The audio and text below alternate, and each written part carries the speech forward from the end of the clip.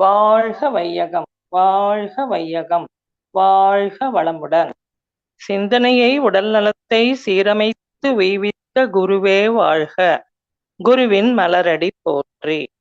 தியானமே யோகம், யோகமே ஞானம். தமிழ் ஆனந்த யோகம். வாழ்க வளமுடன்.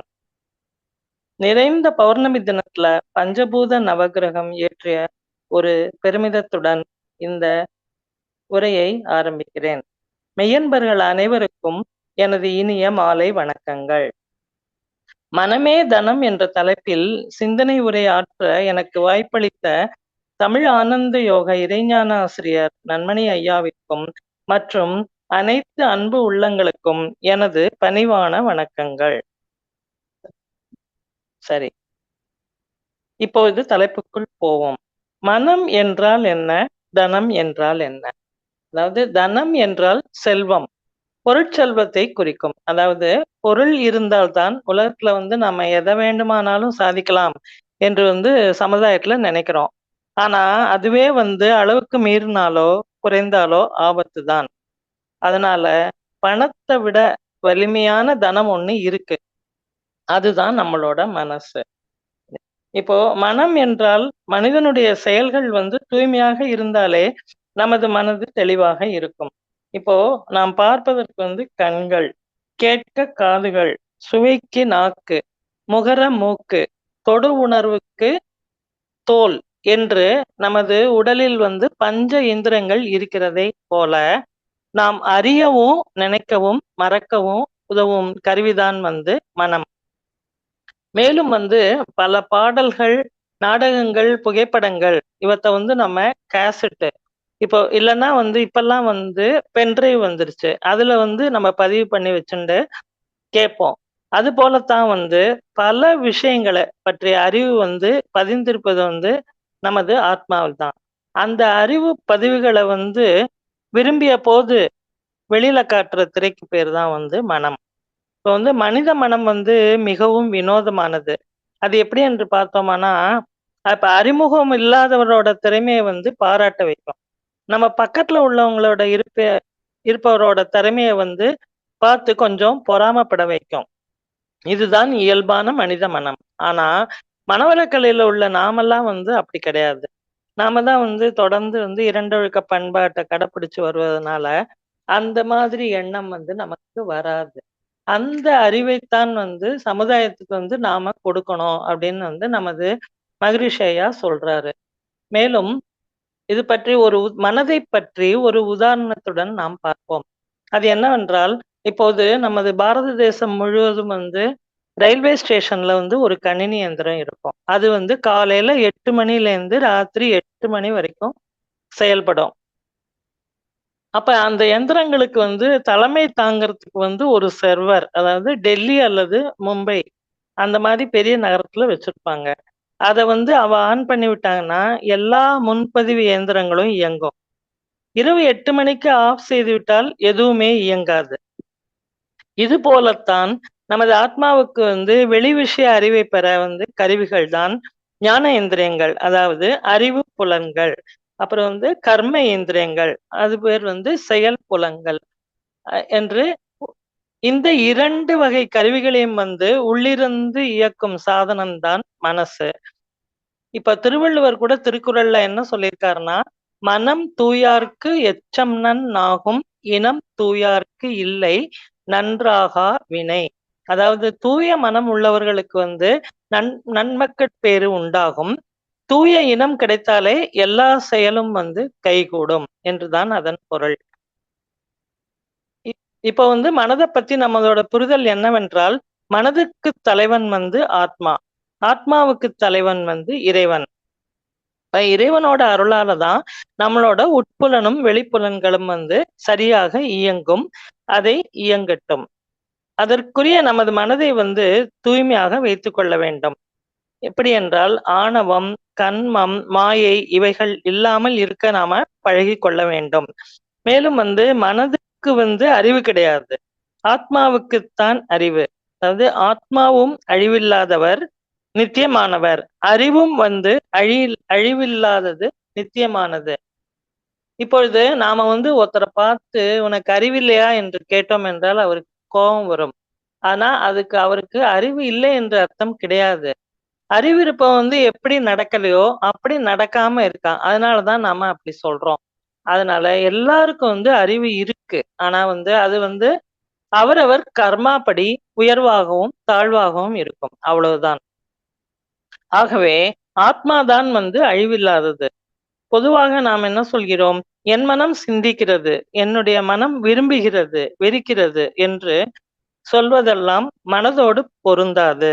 அது வந்து ஆத்மாவுக்குத்தான் பொருந்தும். ஆகவே நம்முடைய இந்த பிறவியின் முடிவில் அழியக்கூடியதுதான் மனம். மனம் என்னும் அழியும் பொருளில் ஞானம் என்னும் அழிவில்லாத அறிவு என்ற பொருள் இருக்க முடியாது. எனவே மனதுக்கு அறிவு கிடையாது. அறிவுடைய ஆத்மாதான் வருத்தப்படுதல், மகிழ்ச்சி அடைதல், சிந்தித்தல் ஆகிய செயல்களை வந்து செய்து கொண்டிருக்கிறது. மேலும் இப்பொழுது உதாரணமாக ஒரு வீடு இருக்கு. வீடு என்றால் வாசல் படி இருக்கும். அந்த வாசல் வழியாக வந்து நாம வந்து பொருட்களை வந்து உள்ளே கொண்டு போவோம், வெளியே கொண்டு போவோம். எல்லா வேலைகளையும் நாம் செய்து முடிப்போம். அந்த வாசல் படி நன்றாக இருந்தால் தானே எல்லா வேலைகளும் வந்து சிறப்பாக இருக்கும். அது போலத்தான் ஆத்மா என்பது வந்து நமது வீடு. அறிவு அப்படிங்கிறது தான் வந்து நாம யூஸ் பண்ற பொருள். மனம் என்பதுதான் அந்த வாசல். அதாவது மனம் என்னும் வாசல் வழியே வெளியே சென்று பொருட்களை உள்ள செய்திகளை, அதாவது ஆத்மாவிற்கு செய்திகளை கொண்டு செல்லும் அந்த வாசல் தான் வந்து மனம். அந்த மனசு வந்து தூய்மையான எண்ணங்களை ஆத்மாவுக்கு கொண்டு சென்றால் நமது செயல்கள் சிறப்பாக இருக்கும். அதே சமயத்துல அந்த வாசப்படி வீட பெருசா கட்டிட்டு 4 பக்கமும் சுவர் எழுப்பிட்டு வாசலே வைக்கலன்னாலும் பிரயோஜனம் கிடையாது. அது மாதிரி எப்போதும் பூட்டி வச்சிருந்தாலும் அது உபயோகப்படாது. சரியான நேரத்துல சரியான முறையில வந்து அதை உபயோகிக்கணும். அது போலத்தான் நம்முடைய மனதை வந்து தெளிவாக வைத்து நல்ல எண்ணங்களை நமது ஆத்மாவுக்கு கொண்டு செல்ல வேண்டும். மேலும் வந்து நமது மனமே வந்து நமக்கு நண்பனாகவும் நமக்கு பகைவனாகவும் இருக்கிறான்.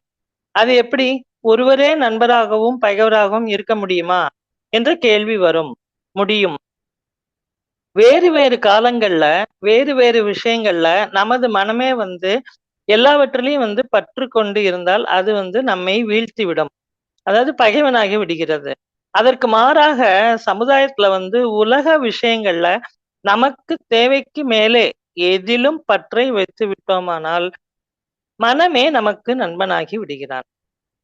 உதாரணத்துக்கு இப்பொழுது கற்பூரத்தை கொளுத்திவிட்டு மண் தரையில இட்டால் எரிந்து உடனே அணைந்துவிடும். ஆனால் அதே வந்து ஒரு புல் தரையில போட்டால் புல்லை பற்றி கொண்டு வெகு நேரம் எரியும். அது போலத்தான் நம்மளோட மனசும். பற்றின்மை எனும் வெறும் தரையில இருந்தால் உடனே அடங்கிவிடும். பற்றுடைமை எனும் புல் தரையில் இருந்தால் அடங்காமல் வளர்ந்து கொண்டே இருக்கும். அதைத்தான் பற்றுள்ள மனம் பகைவன், பற்றற்ற மனம் நண்பன் என்று கூறுகிறோம். இதுவே சத்வகுணம், ரஜோகுணம், தமோகுணம் என்று 3 குணங்கள் மனிதர்களுக்கு இருக்கிறது என்பதை நாம் அறிவோம். சத்வகுணம் ஓங்கி இருந்தால் ஆசைகள் வந்து குறைந்து அறிவு வந்து ஓங்கி இருக்கும். அதே சமயத்துல ரஜோகுணமும் தமோகுணமும் வந்து நிறைய இருந்ததுன்னா அறிவை குறைத்து ஆசையை வந்து வளர்க்கும். சத்வகுணம் ஓங்கி இருந்தாலே இறைவனிடம் வந்து மனம் அதிகமாக ஈடுபடும். அப்படி இருந்தால் நமது வந்து கர்ம வினைகள் கழிந்து இறைநிலையை உணர முடியும். இதைத்தான் நமது ஆசான் வேதாத்ரி மகரிஷி வந்து ஆசை சீரமைத்தல் என்று நமக்கு கூறியிருக்கிறார். ஆசைகளை சீரமைத்தாலே சினம் தவிர்த்தல், கவலை ஒழித்தல் என்பதையும் வந்து வந்துவிடும். அதற்கு பிறகு நான் யார் என்ற கேள்வி வந்து சமுதாயத்துல வந்து இரண்டொழுக்க பண்பாட்டை நாம வந்து கடைபிடித்து வாழ ஆரம்பித்து விடுவோம். மேலும் தனம் என்றால் செல்வம். அதாவது செல்வம் என்பது வந்து பணம், சொத்து, வீடு, வாசல் மட்டும் கிடையாது. அன்பு, அமைதி, ஆரோக்கியம் நம்மோட மனசுல இருந்தாலே அதுவே வந்து மிகப்பெரிய செல்வமாகும். இவையெல்லாம் வந்து நம்முடைய நிறைய இருக்கிறது. அதை நாம் தான் வந்து உணர்ந்து நல்ல செயல்களை செய்து தீயவைகளை விட்டு நல்ல மனசோட வாழ முயற்சிக்க வேண்டும். இதைத்தான் ஸ்ரீ கிருஷ்ணர் வந்து பகவத்கீதையில மனதின் அழுக்கை போக்கும் உபதேசம் செய்கிறார். அது எப்படி என்று பார்த்தோமானால், இப்போது நம்மோட உடையில வந்து அழுக்குப்பட்டு விட்டது என்று வைத்துக் கொள்வோம்.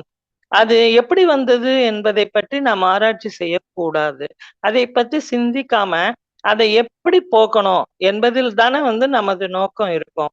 அதை போக்கினால் அந்த துணியில் உள்ள அழுக்கு நீங்கிவிடும். அதேப் போலத்தான் நம்மை மனதை வந்து சுத்தமான செயல்களை செய்து சிந்தித்து இருந்தோமானால், நமது மனம் வந்து தெளிவாகிவிடும், நிம்மதியடையும். அது போலத்தான் நமது ஆத்மாவிலும் வந்து கர்மங்களும் மனதில் காமம், கோபம், பொறாமை போன்ற அழுக்குகள் அனாதி காலமாக இருக்கு. அது வந்து எப்படி எந்த பிறவியிலிருந்து வந்தது, எந்த முன்னோர்களிடமிருந்து வந்தது என்பதை நம் தெரியாது. அதை பற்றி ஆராயவும் தேவையில்லை. அத வந்து எப்படி போக்கணும் அப்படின்னு மட்டும் பார்க்கணும் அப்படின்னு சொல்லிட்டு கிருஷ்ண பரமாத்மா கீதையில சொல்றாரு. அது எப்படி என்றால் தானம். அதாவது நேர்மையான வழியில சம்பாதிச்சு, அந்த செல்வத்த வந்து சரியான தேவையுள்ளவர்களுக்கு கொடுத்ததற்கு பேர் தான் தானம். அப்புறம் வந்து யாகம், அர்ச்சனை என்று அந்தந்த லோகத்திற்கு சொல்லியிருக்கிறார். மேலும் அவர் தமம் என்று ஒன்றை சொல்லியிருக்கிறார். அதாவது மனதை வந்து வெளி விஷயங்களில் திரிய விடாமல் உள்நோக்கி திருப்புதல். அதாவது அகிம்சை. அதாவது எந்த ஜீவராசியையும் மனத்தாலும், உடலாலோ, பேச்சாலோ துன்புறுத்தாமல் நாம் சத்தியம் பேச வேண்டும் என்று கூறுகிறார். இவைகளை எல்லாம் கடைபிடித்தோம் என்றால் நமது கர்மாக்கள் கழியும் என்று கூறுகிறார். இதைத்தான் நமது வேதாத்ரி மகரிஷி வந்து நம்மளுக்கு தற்சோதனை, இரண்டொழுக்க பண்பாடு, ஐந்தில் அளவு முறை, தவம், தியானம் எல்லாற்றையும் நமக்கு வந்து எளிய முறையில புரியும்படி கொடுத்து விட்டார். நாம தான் வந்து அத சரியான புரிதலோட அவைகள வந்து கையில எடுத்துக்கொண்டு தொடர்ந்து பயிற்சி முயற்சி செய்து கர்ம வினைகளை வந்து கழிச்சு சமுதாயத்துக்கும் நம்மால் முடிஞ்ச நல்லத வந்து சொல்லி இறைநிலையை உணர முயற்சித்து நல்வழி பெற வேண்டும். இதைவிட பெரிய தனம், அதாவது செல்வம் வந்து இவ்வுலகில் வேற எதுவும் கிடையாது. மேலும் சமுதாயத்துல வந்து எல்லோரும் சிறுவர் முதல் பெரியவர் வரை மன அழுத்தம் என்று கூறுகிறார்கள். அதற்கு காரணம் மனிதன்தான். அது எப்படி என்றால், இப்போது நமது உறவினர், நண்பர் இவர்களை விட நாம் உயர வேண்டும் என்ற ஆசையில் வந்து கடினமான வேலைகளை வந்து செய்து குடும்பத்தோட நேரம் செலவழிக்காம பிடிக்காத வேலைகளை நேரங்காலம் பார்க்காமல் பார்த்து மன அழுத்தமாகி உடம்பு ஆரோக்கியத்தை கெடுத்துக்கொண்டு அப்பொழுது வந்து ஆட்டோமேட்டிக்காக அமைதி, ஆரோக்கியம் எல்லாமே போய்விடுகிறது. அன்பு என்பதும் இல்லாமல் எப்பொழுதும் சினத்துடனே காணுவார்கள். அப்ப வந்து கோபம்தான் நிலைத்து நிற்கும். இதை வந்து தவிர்க்க வேண்டும். இப்போ கண்ணதாசன் கூட ஒரு பாட்டுல வந்து நாளை பொழுதை இறைவனுக்கு அளித்து நடக்கும் வாழ்வில் அமைதியை தேடு. உனக்கும் கீழே உள்ளவர் கோடி நினைத்து பார்த்து நிம்மதி நாடு என்று கூறியிருப்பார். அது எப்படி என்றால் இறைவனுக்கு வந்து தெரியும். அவன்தான் வந்து நம்ம வந்து அனுப்பி இருக்கிறான். நம்ம வந்து கர்ம வினைகளை மட்டும் கழிக்க வேண்டும். இப்ப இறைவனுக்கு தெரியும். நமக்கு வந்து எதை எப்பொழுது எப்படி கொடுக்க வேண்டும் என்று தெரியும். நாம் வந்து சரணாகதி நிலையில் மட்டும் இருக்க பழகிக் கொண்டு வேண்டும். அதற்கு வந்து தவம், தியானம் எல்லாம் கை கொடுக்கும். மனதில் உள்ள கரைகளை போக்கும் மனம் வந்து அமைதி அடையும். மேலும் நமது நன்மணி ஐயா வந்து உங்கள் மனதிற்கு என்ன தேவை என்ற தலைப்புல வந்து கருத்தரங்க விளக்க நிகழ்வுல வந்து ஒரு அழகான விளக்கத்தை கூறியிருப்பார். அதாவது நமது மனதிடம் வந்து உனக்கு என்ன தேவை என்று கேட்டோம் என்றால் அது வந்து உடலின் தேவைகளை ஒரு 100 அல்லது 150 பொருட்களையாவது சொல்லிக்கொண்டே போகும். லிஸ்ட் பெருசாக நீளும். அதில் நமக்கு வந்து மிக முக்கியமான தேவை என்ன என்பது வந்து ஒரு 10 அல்லது 20 கூட இருக்காது. மேலும் வந்து சரி, மனதுக்கு தேவையான அன்பு, அமைதி, ஆரோக்கியம், மகிழ்ச்சி இவையெல்லாம் தானே வேணும். இவைகளை லாஸ்ட்லயாவது கேட்கும் அப்படின்னாலும் அதுவும் இல்லை. இந்த மாதிரி தான் வந்து நமது சமுதாயம் வந்து போய்கொண்டிருக்கிறது. இப்ப இனிமேல் மனதிடம் வந்து உனக்கு தேவை இல்லாதது என்ன என்று கேட்கலாம் போல் தோன்றுகிறது என்று கூறியிருப்பார். மேலும் வந்து நமது மனசு வந்து எப்போதுமே வந்து மயக்கத்துல தான் இருக்கிறது. மனமயக்கம் வந்து மாறுமா என்று கேட்கக்கூடாது. மனமயக்கம் வந்து மாற வேண்டும். இப்போ மகாபாரதத்துல வந்து யுத்தம் செய்து நாட்டை வந்து தீயவனிடமிருந்து காப்பாற்றுவதுதான் தர்மம். ஆனா மனமயக்கத்தால அர்ஜுனன் தவறாக புரிஞ்சு கொண்டான். அது எப்படி புரிஞ்சு கொண்டான்னா, போர் புரிந்து மக்களை கொல்வது, அதாவது உறவினர்களை, பெரியவர்களை கொல்வது அதர்மம் என்று தவறாக புரிந்து கொண்டான். அதற்கு அதற்கு பெயர் சமஸ்கிருதத்தில் சம்மோகம், அதாவது மயக்கம் என்று பொருள்படும்.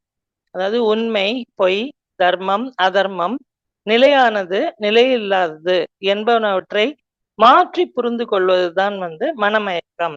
இதை சற்று ஆராய்ந்து பார்த்தோமானால் நம்மோட அறிவுட கோளாறு என்றுதான் புரியும். போர் புரிவது உனக்கு தர்மம் என்று கண்ணபிரான் நல்ல அறிவை அர்ஜுனனுக்கு உபதேசம் செய்கிறார். அதை கேட்டவுடன் அவனோட மனமயக்கம் போய்விட்டது. பகவான் எந்த மருந்தையும் அவனுக்கு கொடுக்கவில்லை. சத்வ குணத்தை, அதாவது நல்ல அறிவை வளர்த்து கொள்ள செய்தார். அவ்வளவுதான். அவனுடைய மயக்கம் தீர்ந்தது, தெளிவு பிறந்தது. மேலும் மன பதட்டத்துக்கும் மனமயக்கத்துக்கும் ஒரு சின்ன நிகழ்வை பார்ப்போம். இது நம்ம எல்லோருக்கும் தெரிஞ்ச கதை தான். ஆனாலும் நினைவுபடுத்திக் கொள்வோம். இப்போ ஒரு தாய் தன் குழந்தைய வீட்டுல விட்டுட்டு தோட்டத்துக்கு ஒரு வேலையாக சென்று விட்டாள். திரும்பி பார்த்தபோது அந்த அவங்க வீட்டு தோட்டத்து கீரிப்பிள்ளை வாயில் இரத்தத்தோடு இருப்பதை பார்க்கிறாள். அப்பொழுது அவள், கீரிப்பிள்ளை தூங்கிக் கொண்டிருக்கும் தன்னுடைய குழந்தையை கடித்து விட்டது என்று மனமயக்கம் எடுத்து கோவப்பட்டு தன் கையில இருந்த குடத்தால கீரியை அடித்து விட்டாள். கீரியும் இரத்தத்துடன் ஓடிவிட்டது. பிறகுதான் உள்ளே போய் பார்க்கிறாள். அப்பொழுது அவள் குழந்தை அருகில் ஒரு பாம்பு இறந்து கிடந்தது. சரி, குழந்தையை பாம்புதான் கீரிதான் குழந்தையை கடித்து விட்டது என்று தவறாக புரிந்தது மனமயக்கம். கீரியை குடத்தால் அடித்தது மயக்கத்தால் விளைந்த எதிர்வினை.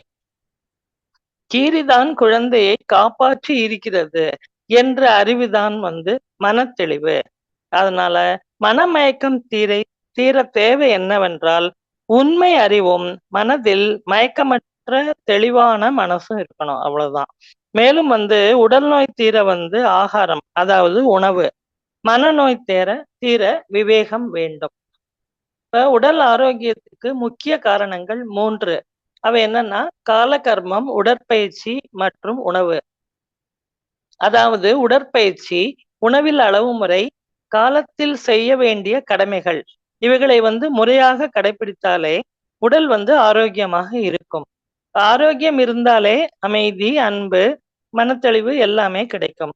இதைத்தான் நமது அருட்தந்தை வேதாத்ரி மகரிஷி 5 அளவு முறை, 2 ஒழுக்க பண்பாடு எல்லாவற்றையும் நமக்கு எளிமையாக கொடுத்திருக்கிறார்.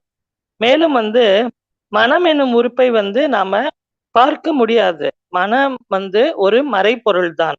ஆனால் மனநோய் மருத்துவர்கள்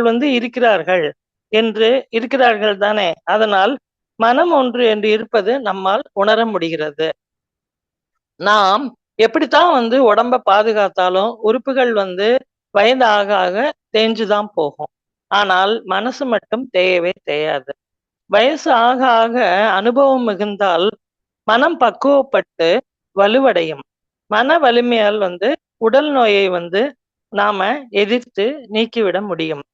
இப்போ வருஷங்கள் ஆக ஆக வயது மூப்பு அடையும். அதை தடுக்கவே முடியாது.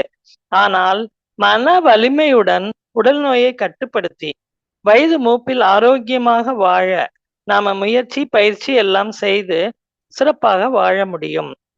இப்ப மனதில் உள்ள மாசு தீர வேண்டும். அதாவது நமது மனதில் உள்ள அழுக்குகளை அழித்து எண்ணம், சொல், செயல் எல்லாவற்றிலும் நல்ல மாற்றங்களை கொண்டு வர வேண்டும். அதற்கு நமது மகரிஷி ஐயா கொடுத்திருக்கும் தவம், தற்சோதனை, 2 ஒழுக்க பண்பாடு எல்லாவற்றையும் தொடர்ந்து கடைபிடித்து வந்தாலே அதுவே நம்மளுக்கு சிறந்த தனம். தனம் என்றால் நீங்காத செல்வம். அதாவது இறைவனிடம் பக்தி, சரணாகதி, புலனடக்கம் எல்லாம் கைகூடி வந்தாலே அறிவு தூய்மை அடையும். அறிவு தூய்மை அடைந்தாலே அன்பு, அமைதி, பேரானந்தம், ஆரோக்கியம் எல்லாம் வெளிப்படும். அதுவே மனிதர்களாகிய நமக்கு சிறந்த தனம். ஒரு முறை கிருஷ்ண பரமாத்மாவிடம் அர்ஜுனன் கேட்டானாம், மனம் தானே அடங்குமா அல்லது அடக்க வேண்டுமா என்று கேட்டானாம். அதற்கு கிருஷ்ண பரமாத்மா, மனதை அடக்குவது கடினம்தான். அதற்கு 2 வழிகளை கூறினாராம். அதாவது அபியாசம் அப்படின்னா, திரும்ப திரும்ப மனதை இறைவனிடம் ஈடுபடுத்த வேண்டும்.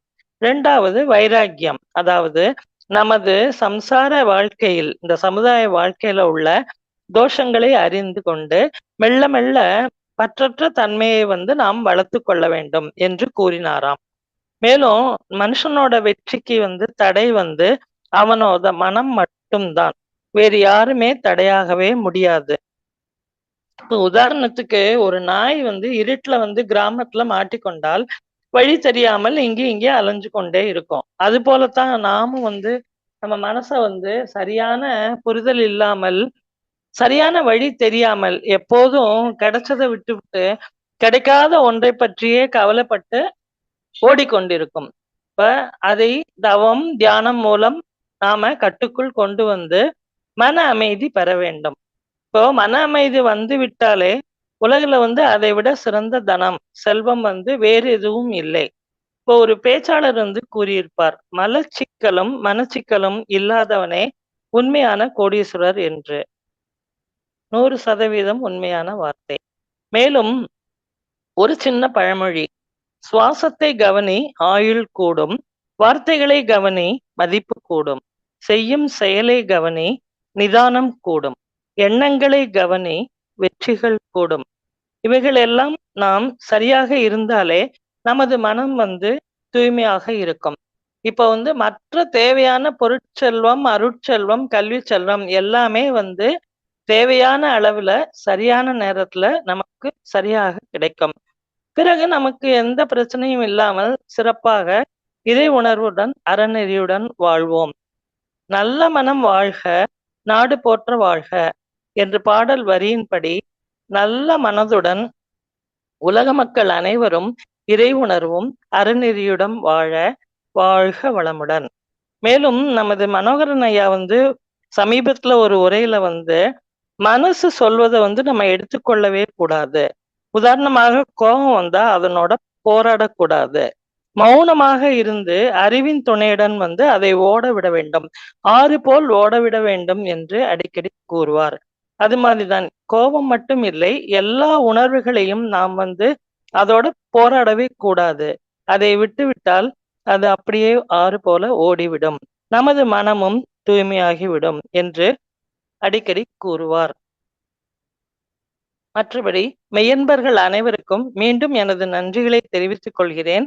சிறந்ததொரு பௌர்ணமி தினத்துல இந்த மனமே தனம் என்ற உரை எனக்கு அமைந்தது எல்லா குருமார்களோட அனுகிரகம் என்று மீண்டும் நான் அனைவருக்கும் பணிவுடன் எனது நன்றியும் வணக்கங்களையும் தெரிவித்துக் கொள்கிறேன். வாழ்க வளமுடன், வாழ்க வளமுடன். நன்றி.